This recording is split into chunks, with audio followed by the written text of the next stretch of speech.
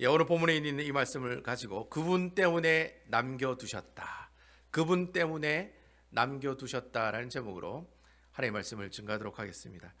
여러분 계속해서 사사기 말씀을 가지고 요즘 묵상을 하고 있는데요. 여러분 이 사사기 말씀 보시면 사사기의 책을 지은 사람이 제가 누구라고 말씀드렸습니까? 누가 이 책을 지었다고 했습니까? 사무엘이라고 얘기하는 분들도 계시죠.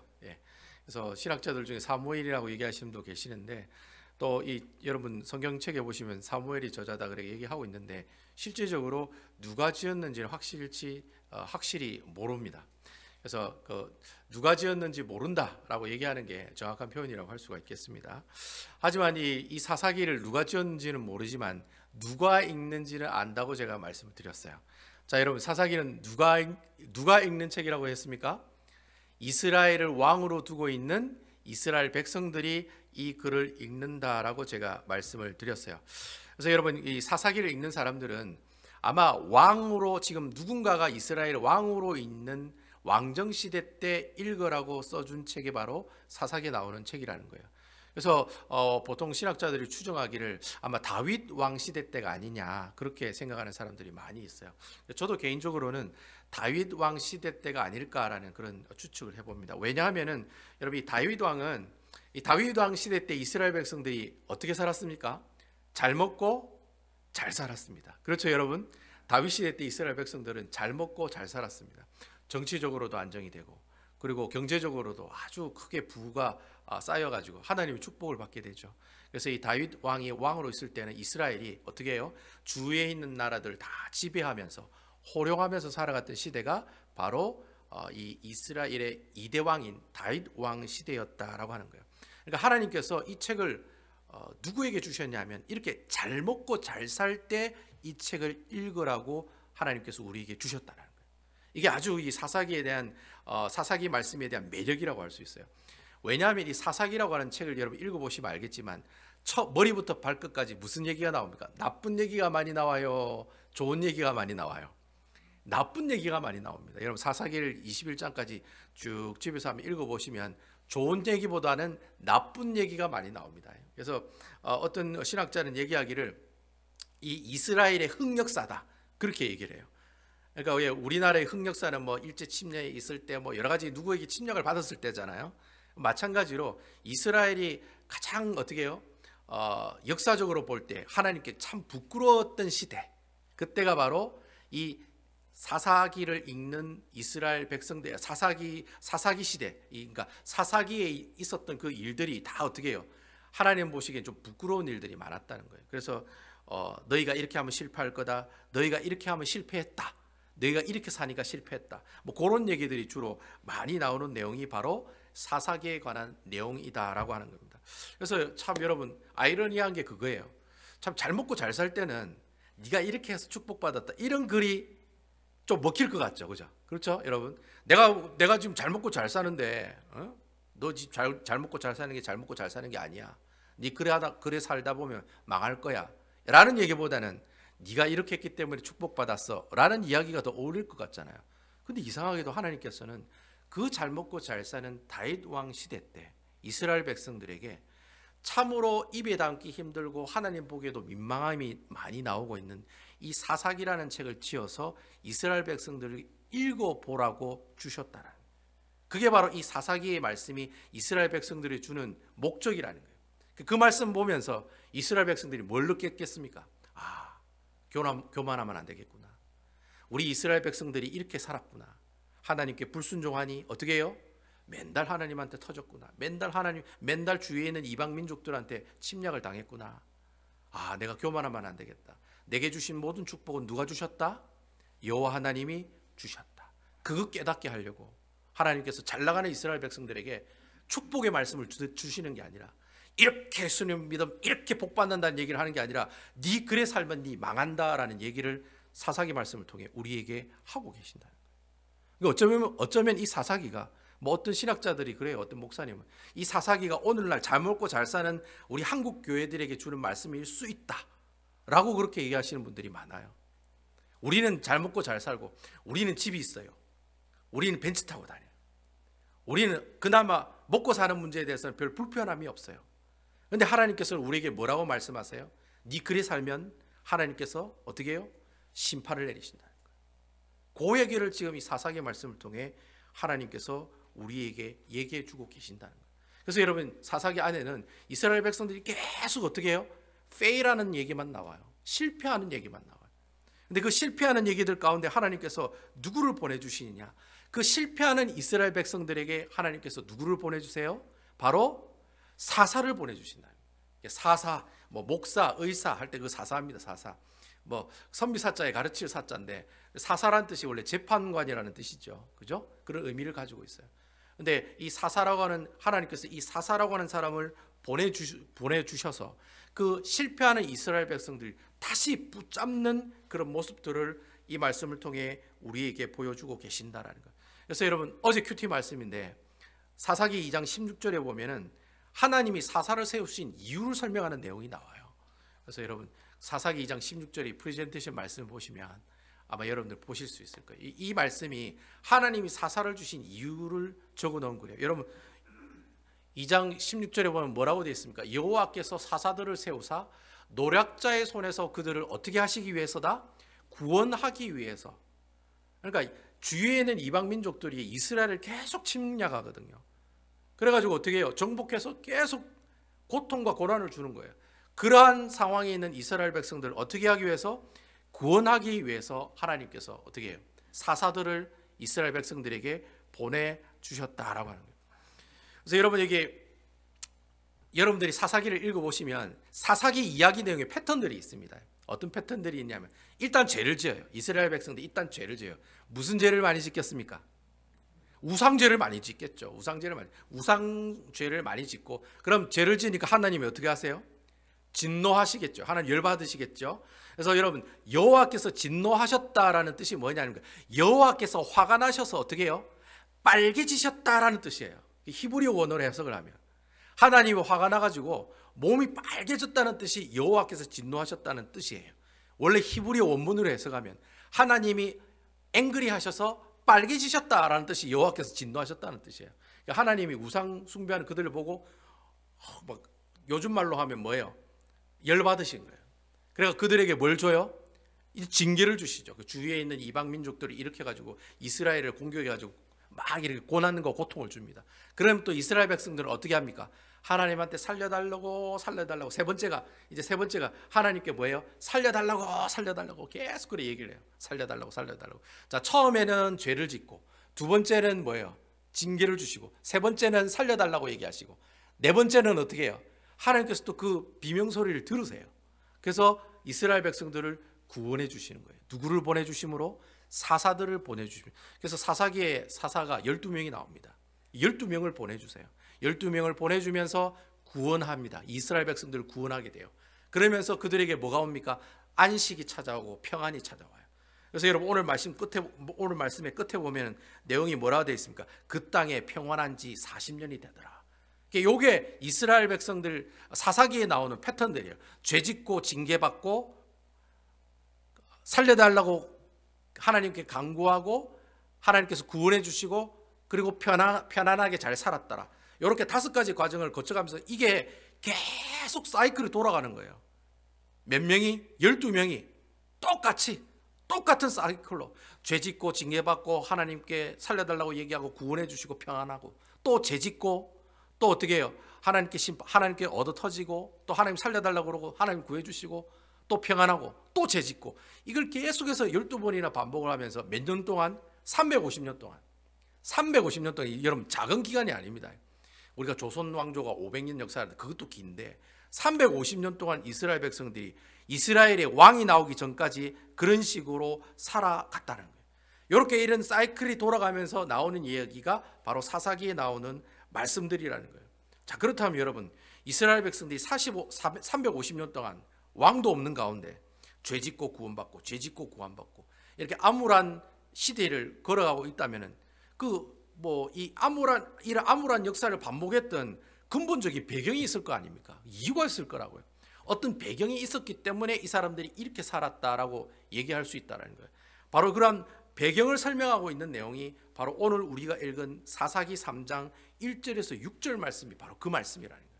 이러한 배경들 때문에 이스라엘 백성들이 죄짓고 하나님께 살려달라고 심판받고 살려달라고 그러고 구원받고 이 계속 사이클이 돌아가는 그 배경을 우리에게 백그라운드를 얘기하고 있는 내용이 오늘 본문에 있는 말씀이라는 거예요. 그 내용 1절에서 3절까지 나오거든요. 1절에서 3절까지 있는 말씀 우리 화면에 준비된 말씀이 있습니다만 1절에서 3절에 있는 말씀을 제가 한번 읽어보도록 하겠습니다.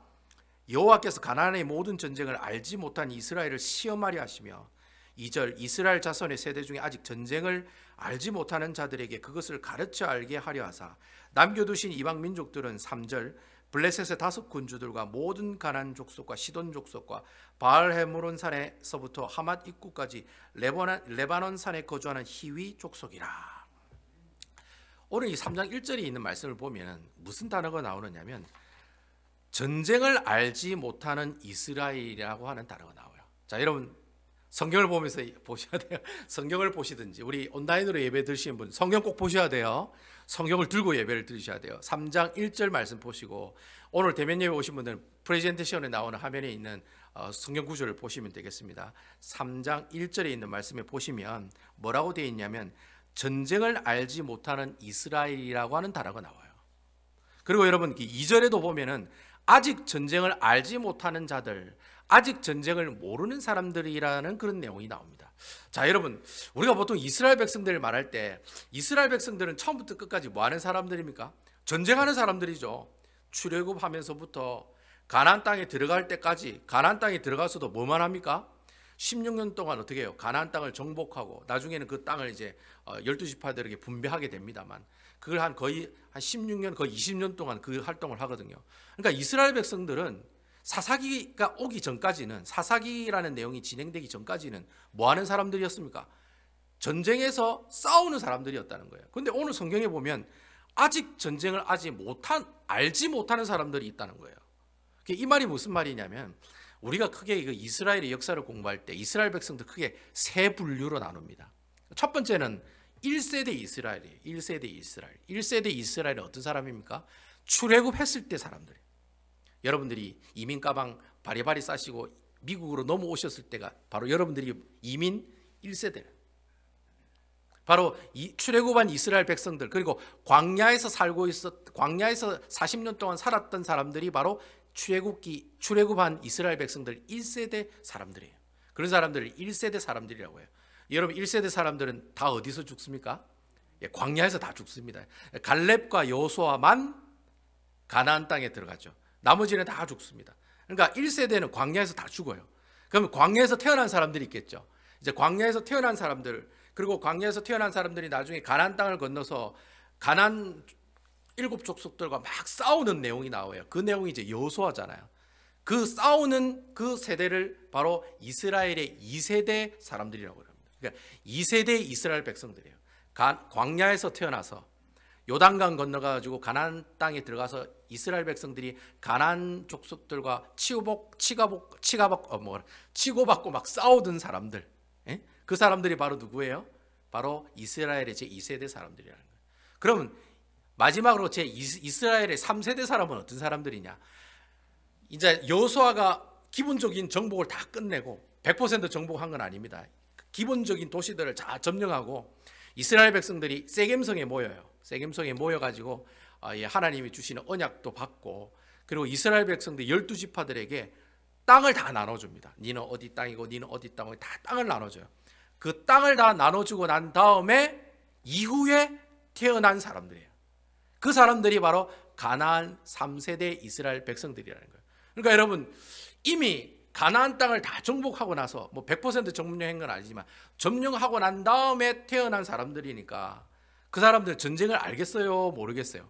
일단 전쟁을 몰라요. 그 사람들은 요단강을 건너왔는지 자기 아버지, 자기 할아버지가 요단강을 건너왔든지 출애굽기를 홍해바다를 건너왔든지 광야에서 만나를 먹었든지 어쨌든 성막에서 하나님의 이런 임재가 있었는지 그런 사실에 대해서 전혀 알지 못하는 사람들이라는 거예요. 여러분 쉽게 설명하면 이민 가방 메고 여러분 오신 여러분들이 1세대죠. 그리고 여러분들 여기 죽은 밑에 있는 자녀들이 있잖아요. 그 자녀들은 여러분들이 이민생활 어렵게 했다는 거 알아요, 몰라요? 지금 여러분 자녀들은 알아요. 그렇잖아요. 근데 여러분 자녀가 또 자녀를 낳는 그 손주는 알아요, 몰라요? 몰라요. 왜냐하면 걔네들 여기서 태어났거든요. 물론 2세대 애들도 미국에서 태어났지만은, 근데 일단 미국에서 태어난 애가 또 결혼해서 또 아이를 낳으면은 그 아이는 어떻게 해요? 우리 할아버지가, 우리 아버지가 이 이민 생활을 얼마나 어렵게 하고 얼마나 돈 힘들게 벌었는지, 얼마나 많은 사람들과 싸우면서 돈을 벌었는지, 그리고 또 누군가가 돈 달라고 총 들고 이렇게 위협하는 그런 위험한 상황 가운데서 돈을 벌었는지 너무나도 잘 알고 있다는 거예요. 그 아버지도 알고 아들은 아는데 손주는 몰라요. 그거하고 마찬가지예요. 여러분, 지금 오늘 본문에 나오는 이 사사기에 나오는 이스라엘 백성들은 바로 가나안 정복이 다 이루어지고 땅 다 나눠주고 난 다음에 태어난 이스라엘 백성들인 거예요. 그래서 오늘 성경은 뭐라고 표현하느냐면 전쟁을 알지 못하는 사람들, 그리고 전쟁을 알지 못하는 이스라엘이라고 오늘 성경은 우리에게 이야기하고 있다라는 거예요. 그러니까 여러분, 이때 태어난 이스라엘 백성들 일단 몰라요. 우리가 왜 전쟁을 해야 되지? 그걸 몰라요. 그리고 왜 우리가 가나안 땅에 있지? 그것도 몰라요. 근데 아버지하고 할아버지는 알아요.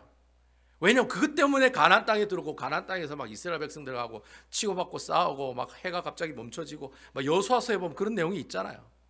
예? 하나님께서 기적과 이적을 보여주심으로 가나안 족속을 막 깨트리면서 나가는 백전백승의 하나님의 모습들을 경험했다라는 거예요. 아버지까지는. 근데 그 밑에 있는 손주들은 첫날만 아무것도 모른다는 거예요. 하나님이 그렇게 위대하신 분이시고 하나님이 이런 능력이 많으신 분이라는 것을 아무것도 알지를 못한다는 거예요. 그래서 여러분, 어저께 우리가 큐티 말씀인가 그저께 큐티 말씀에 2장 10절에 보면은 그런 말이 있어요. 제가 프레젠테이션 말씀을 준비를 안 했는데 2장 10절에 보면 제가 여러분들에게 카톡에도 글을 올렸는데 2장 10절에 보면 그런 말씀이 있어요. 그 세대 사람도 다 조상에게로 돌아갔고 그 후에 일어난 다른 세대는 누구를 알지 못하며 여호와를 알지 못하며 여호와께서 이스라엘을 위하여 행하신 일도 알지 못하더라. 그러니까 여러분, 아버지 세대들의 이스라엘 백성들이 자녀들에게 하나님이 이런 분인 것을 가르쳐 줬어요, 안 가르쳐 줬어요? 안 가르쳐 줬다는 거예요. 먹고 사는 게 바빠가지고 가나안 땅에 있는 이스라엘 백성들하고 이렇게 막 전쟁하고 싸우는 데만 바빠가지고 자녀들에게 살아계신 하나님의 그 모습들을 전수하고 전달하지 못했다는 거예요. 그러니까 여호와 하나님을 알지 못하는 세대, 바로 그 세대가 전쟁을 알지 못하는 세대였다는 거예요. 근데 바로 이 제3세대, 이 이스라엘의 제3세대가 되는 이 전쟁을 알지 못하는 이 세대가 문제가 생깁니다. 여러분 죄송한데 뒤에 좀 에어컨 좀 켜주시겠습니까? 예. 저는 에어컨 좀 켜주시겠습니까? 예.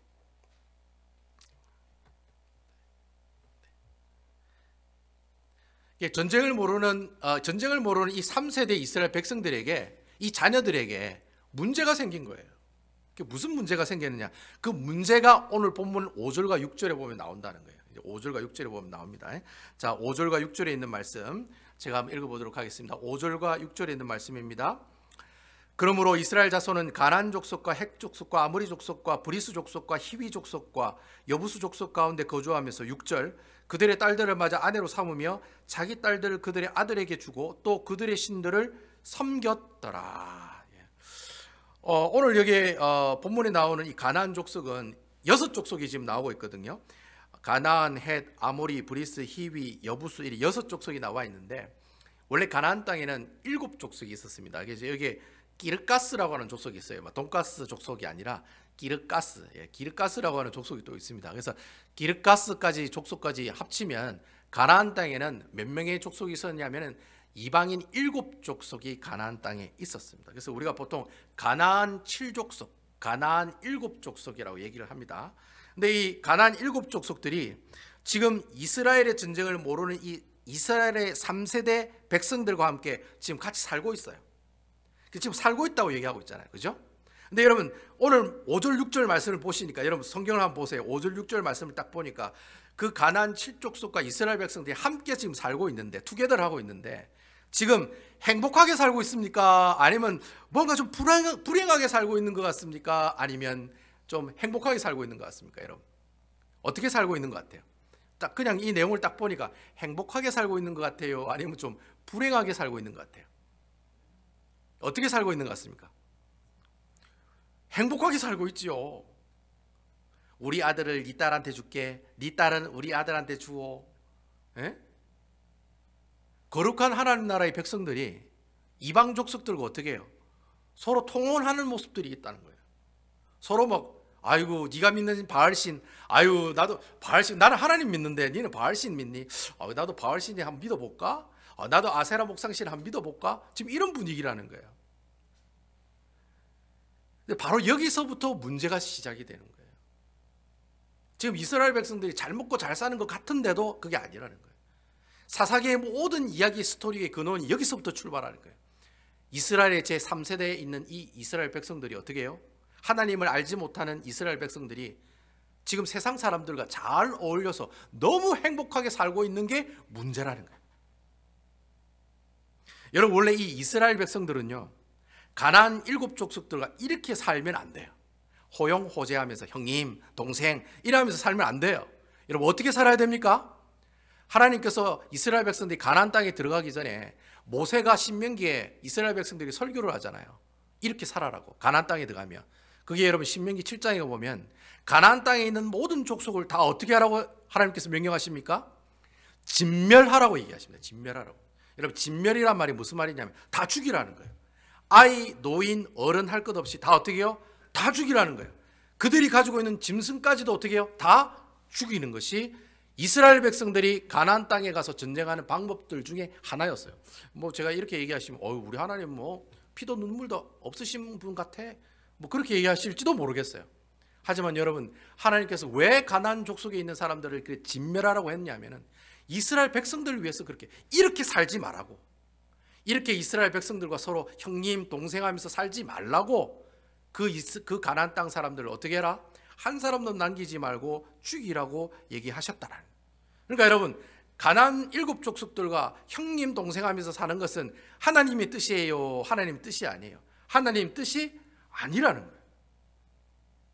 그래서 하나님께서는 이 가나안 땅의 이 7족속들이 이스라엘 백성들 입장에서 생각해 볼 때, 만약에 이스라엘 백성들이 정말 하나님 말씀에 순종을 잘하는 사람들이에요. 아주 하나님 말씀에 순종을 잘하고, 제가 여러분 사사기 주제가 언약의 테두리 안에 살아라, 이게 이제 사사기 주제라고 제가 말씀드렸죠. 하나님 언약 테두리 안에 살아라고 제가 말씀드렸잖아요.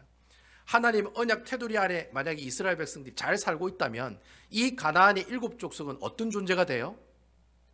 하나님이 살아계신다는 것을 보여주는 도구들이 된다는 거예요. 여러분 아멘이시죠?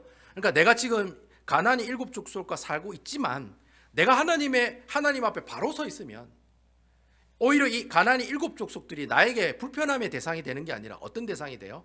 하나님이 일하신 분이다라는 것을 많은 사람들에게 보여주고 나타내주는 도구로 사용할 수가 있다는 거예요.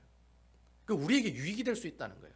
근데 만약에 내가 하나님께 불순종하고 내 신앙이, 내 믿음이 별로 좋지 못한, 오늘 본문에 나오는 여호와를 알지 못하는 세대인 이스라엘의 제3세대 이스라엘 백성들이 이 가나안에 있는 7족속들을 만나면 어떤 현상이 나타나느냐? 물론 이렇게 행복한 것 같은 느낌이 들 수가 있어요. 물론 세상 사람들, 여러분 그렇잖아요. 예수 믿다가 세상 사람들하고 같이 어울려서 살면 좋잖아요.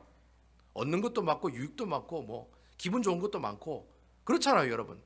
근데 중요한 것은 그게 나중에 뭐가 된다는 거예요? 내 옆구리에 가시가 된다는 거예요. 나중에는 그것 때문에 이스라엘 백성들이 어떻게 해요? 고난받고 고통받는 그런 비참한 상황까지 몰아가게 된다는 거예요. 그러니까 지금 이스라엘 백성들이 가나안의 7족속들과 함께 호용호제하면서 짝짝꿍하면서 사는 게 그게 행복하던 게 아니라는 거예요. 나중에 그것 때문에 하나님께서 어떻게 해요? 그 이스라엘 백성들을 향해 어떻게 징계하시고 심판하시고 고통 가운데 고난 가운데 거하게 하는 원인이 되고 말더라라는 거예요. 그래서 하나님께서는 이 이스라엘 백성들에게, 그 하나님을 알지 못하는 이스라엘 백성들에게 왜 이 7족속을 옆에 붙여주셨냐면은 바로 이것 때문에 붙여주셨다는 거예요. 네가 이 7족속을 따라가지 말아라. 절대 본받지도 말고 교제하지도 말아라. 오히려 어떻게 하라? 진멸하라. 그리하면 하나님께서 너와 함께 하실 것이다.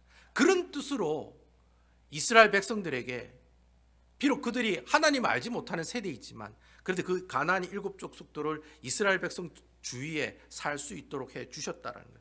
근데 여러분, 이러한 하나님의 짚은 뜻을 경상도 사투리로 깊은 뜻이 아니라 짚은 뜻을 이스라엘 백성들이 캐치했습니까? 못했습니까? 못했다는 거예요. 그래서 결국 이스라엘 백성들이 하나님의 그 깊은 뜻을 알지 못하니까 어떤 결과가 나타났느냐, 그 결과가 7절 말씀에 보면 나온다는 거예요. 그 7절에 있는 말씀을 보도록 하겠습니다. 7절에 있는 말씀입니다. 이스라엘 자손이 여호와의 목전에 악을 행하여 자기들의 하나님 여호와를 잊어버리고 바알들과 아세라들을 섬긴지라. 자, 하나님께서 이스라엘 백성들에게 비록 그들이 하나님을 알지 못하는 세대이지만 그럼에도 불구하고 가나안의 7족속을 자기와 함께 이렇게 살도록 허용해 주신 이유는 하나님께서 그 7족속들을 통해서 누구만 의지하라고? 하나님만 바라보고, 자기야 자기 얼굴만 바라볼게, 그렇게 하기를 하나님께서 원하셨다는 거예요. 내가 아내하고 결혼했는데 아내가 나만 바라보고 나만 사랑하고 나만 좋아하고 나만 맛있는 거 주고 나만 같이 놀러 가고, 하나님께서 그걸 원하셨는데, 근데 결혼할 때 그 아내가 어떻게 해요? 나만 바라보는 게 아니고 누구만 바라봐요? 다른 사람들도 막 바라보더라는. 그래서 막 그때부터 이제 사랑과 전쟁이 시작되는 거예요. 그때부터 막장 드라마가 이제 시작된다는 거예요. 그것을 두고 이제 하나님께서 뭐라고 얘기하고 있습니까? 더욱더 악을 행하고 하나님을 잊어버리고, 심지어는 하나님의 자리에 무엇을 두고 살았다고 했습니까? 바알신과 아세라상을 올려놓고 그게 하나님이라고 생각하고 믿고 섬겼다라는 거예요. 그러니까 여러분, 이스라엘 백성들 입장에서는 바알신을 열심히 섬기는 게 누구를 섬기는 거라고 생각해요? 하나님을 열심히 섬기는 거라고 생각해요. 여러분, 바알신과 아세라 목상신을 섬기는 우상이, 그 우상만 섬기는 우상만 섬기는 그것을 두고 우리가 우상을 섬겼다 그래 얘기 안 합니다, 여러분. 이스라엘 백성들도 그 바알신과 아세라 목상신이 어떤 신이라고 생각해요? 하나님이라고 생각을 한 거예요. 하나님이라고 생각하고 어떻게 해요? 믿었다란 말이에요. 근데 그게 정답이라는 거가 아니라는 거예요. 그들이 열심히 신앙생활을 해요. 근데 그 신앙생활이 하나님께서 기뻐하시는 신앙생활이 아니라는 거예요. 내가 열심히 무엇을 하고 무엇을 내고 헌신하고 내가 무엇을 한다고 해서 하나님께서 어떻게 해요? 우리에게 니 잘했다 주의 종이라고 얘기할 수도 있지만 그렇게 얘기하지 않을 수도 있다는 거예요. 어쨌든 여러분, 이 바알과 아세라 신을 갖다 놓고 그게 하나님인 양 이스라엘 백성들이 하나님을 섬기는 그런 양다리 걸치는 삶을 살아가기 시작했다라는 거예요. 결국에는 여러분, 이 양다리 걸치는 신앙을 살아가니까 나중에는 어떻게 해요? 하나님께서 심판을 주시잖아요. 계속 심판 주시잖아요. 사사가 한 명씩 세워질 때마다 여러분 온넬 다음에 에웃이거든요. 에웃 다음에 여러분 삼갈이 나오고, 삼갈 다음에 여러분 기드온이 나오고, 입다가 나오고 쭉 나와요. 근데 그 선지자가, 그 사사들이 세워질 때마다 하나님께서 이스라엘 백성들에게 계속 고통을 주시고 고난을 주시고 어려움들을 허락해 주세요. 왜요? 옆구리에 있는 그 가시들 때문에, 그 가나안의 7족속들 때문에 괴로움과 고통을 받는 그러한 삶을 살아가게 되었다는 거예요. 여러분, 우리 신앙생활도 마찬가지입니다. 우리가 신앙생활을 하다 보면은 가나안 7족속과 같이 우리의 옆구리에 가시가 되는 모습들이 너무나도 많아요. 여러분, 가령 예를 들어서 질병이 나의 가나안의 7족속이 될 수가 있습니다. 여러분, 아무래도 건강한 모습으로 하나님 섬기는 게 좋아요? 내 몸에 암덩어리가 있는 가운데 하나님 섬기는 게 좋아요? 건강한 모습으로 하나님을 섬기는 게 좋죠. 근데 내가 질병이 있기 때문에 하나님을 제대로 섬기지 못한다는 거예요. 그런 입장에서 보면 이 질병이 나에게 가나안 7족속이 된다는 거예요. 그리고 여러분, 가난과 고통과, 나는 참 뭐 이렇게 다른 사람들보다 너무 가난해요. 심지어 어떤 사람은 먹고 사는 문제까지도, 집이 없이 살아가는 그런 사람들도 있잖아요. 그렇게 내가 경제적으로 참 어려움을 겪으면서 살아가는 것, 내가 가게를 운영하지만 그 가격이 잘 안 돼요. 다른 데는 다 잘 사업이 성공하는데 내 사업만큼도 실패가 나요. 여러분, 이런 사업에 실패하는 이런 모습들도 우리들의 뭐가 될 수 있어요? 가나안의 7족속들과 같은 옆구리에 가시와 같은 그런 모습도 있을 수 있다는 거예요. 사람과 사람끼리 있다 보면은 서로 어떻게 해요? 서로 관계가 소원해질 수가 있어요. 서로 관계가 깨질 수도 있어요. 부부와 부부의 관계도 깨지게 되고, 또 어떻게 해요? 자녀들과 부모들과의 관계도 깨질 수가 있어요. 여러분, 그런 게 관계가 깨지는 것도 바로 뭐예요? 가나안 7족속의 모습들이라는 거예요. 그래서 그걸 두고 우리가 성경을 뭐라고 표현합니까? 가나안 7족속을 두고 우리 옆구리에 뭐가 될 것이다? 가시와 같은 존재가 될 것이다 라고 성경은 얘기하고 있다는 거예요. 여러분 옆구리에 가시가 있으면 얼마나 불편하겠습니까? 옆구리에 가시가 있으면 움직이고 이렇게 돌아다니는 것조차도 얼마나 힘이 들고 어렵겠습니까? 그렇죠? 뭐 움직일 때마다 고통스러울 거 아니에요. 바로 그렇게 가시가 있기 때문에 이스라엘 백성들이 너무 고통스러우니까 이스라엘 백성들이 나중에는 어떻게 합니까, 여러분? 9절 말씀을 보면 뭐라고 얘기합니까? 우리 9절에 있는 말씀 한번 볼까요? 9절에 뭐라고 얘기합니까? 너무 고통스러우니까, 옆구리 가시 때문에 너무 고통스러우니까, 내 질병 때문에 너무 고통스러우니까, 내가 경제적으로 어려움 때문에 너무 고통스러우니까, 내가 사람과의 관계들 때문에 너무 괴로우니까 이스라엘 백성들이 뭐라고 얘기합니까? 9절에 보시면 이스라엘 자손이 여호와께 부르짖음에 여호와께서 이스라엘 자손을 위하여 한 구원자를 세워 그들을 구원하게 하시니 그는 곧 갈렙의 아우 그나스의 아들 온니엘이라. 여러분, 이스라엘 자손이 부르짖었다 할 때 이 부르짖었다는 말이 어떤 말이냐면 회개했다는 말이 아닙니다. 하나님께 용서를 구했다, 기도했다, 그 말이 아니에요.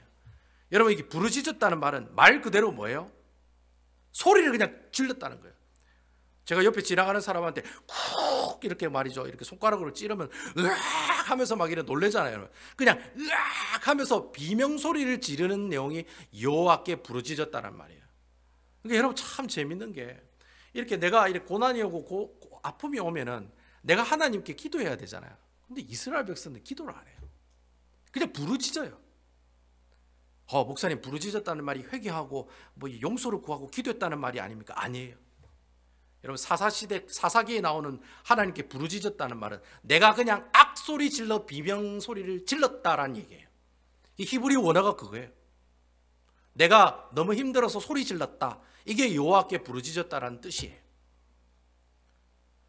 그 어려운 가운데 있는 이 이스라엘 백성들이 하나님께 그냥 소리를 지르는 거예요. 기도하면 되는데, 회개하면 되는데.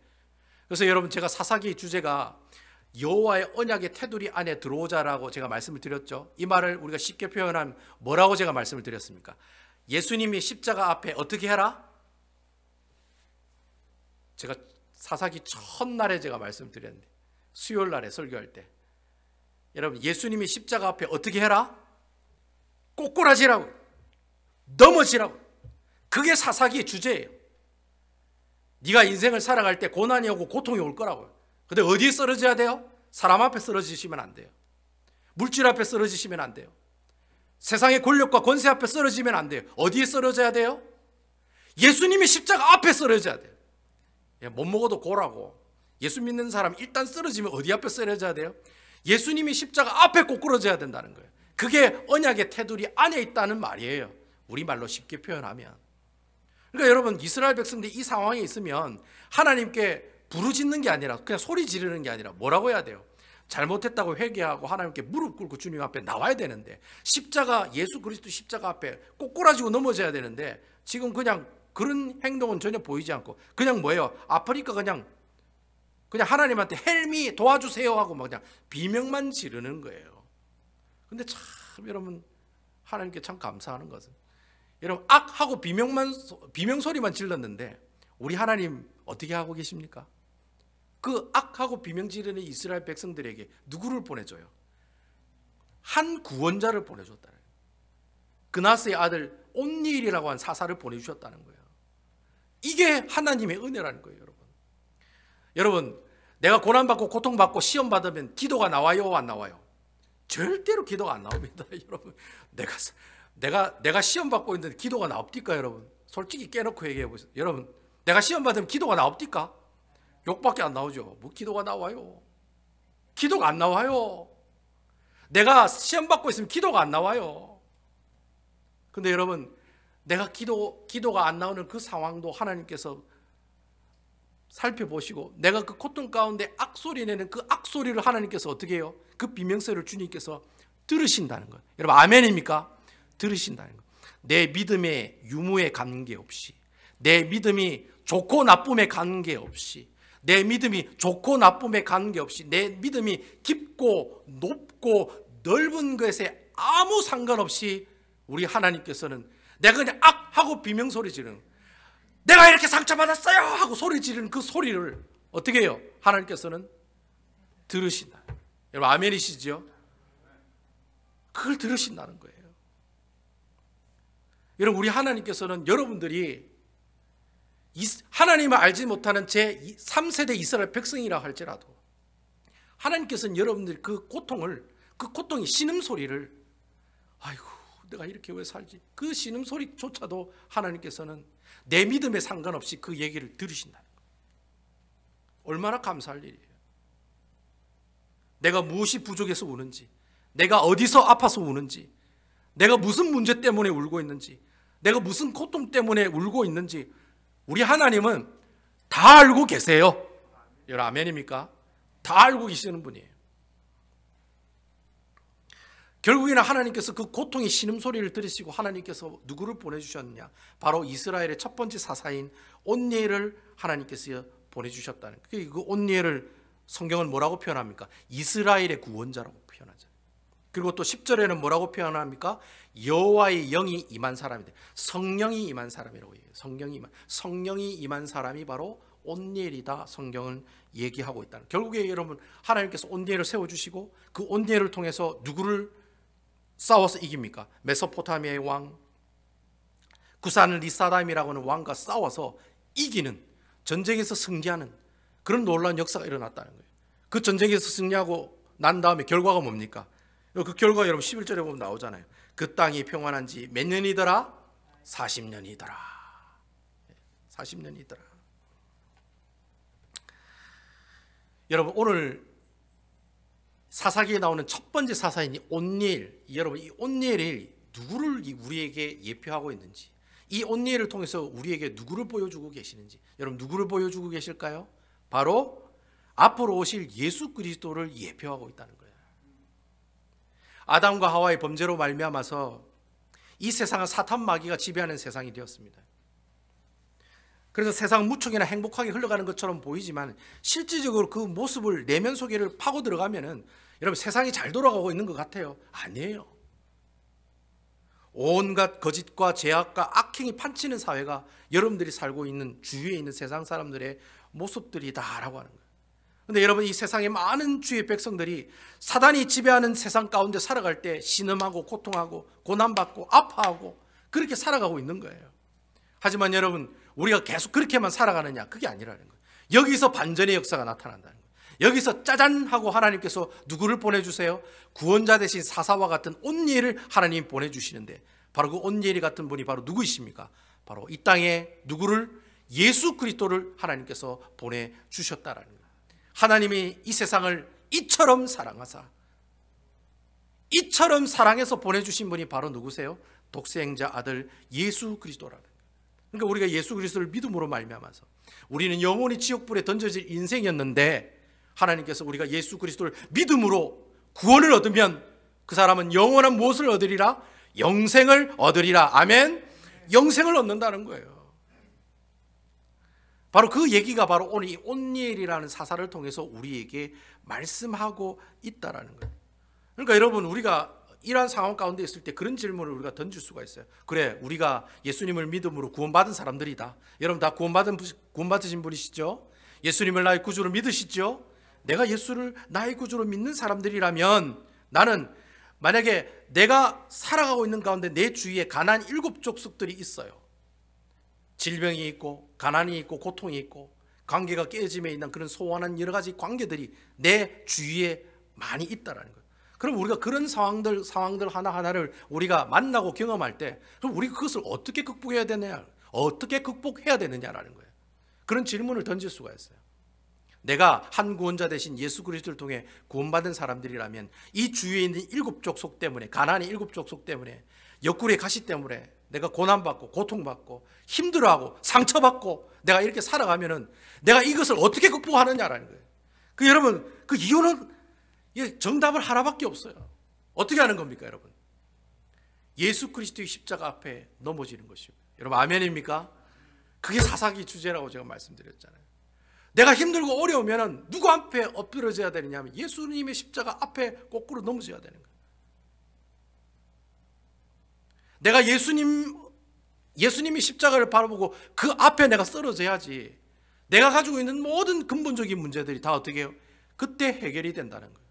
그때 하나님이 우리에게 한 구원자 사사 대신 온니엘을 보내주신 것처럼 우리가 예수 그리스도를 주로 예수로 영접하고 예수를 믿는 사람들이라면 내가 그런 어려운 상황에 있을 때 누구를 바라봐야 돼요? 믿음의 주여 나를 온전케 하시는 누구를 바라보자? 예수를 바라보자.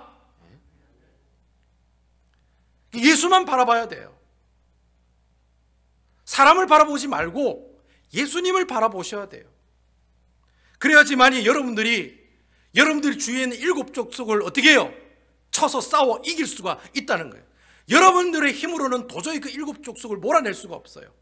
오직 하나님의 전능하신 그 하나님이 그들에게 사사를 보내줘야지만이, 사사를 이스라엘 백성들에게 보내줘야지만이 온니엘 같은 사람, 에훗 같은 사람, 기드온 같은 사람, 삼갈 같은 사람, 입다 같은 사람, 드보라 같은 그런 아름다운 그 신앙을 가지고 있는 사람들을 보내주셔야지만이 그들이 가지고 있는 그 문제를 해결받을 수 있다는 거예요.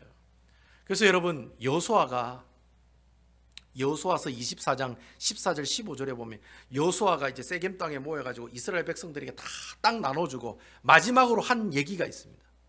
그 얘기가 여호수아 24장 14절에서 15절에 있는 말씀에 나와요. 여러분, 그 말씀이 어떤 말씀인지 한번 제가 읽어보도록 하겠습니다.